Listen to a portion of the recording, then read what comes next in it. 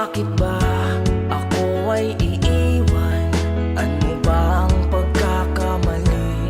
Sana ay sabihin sa akin nang malaman ko ang sanhi.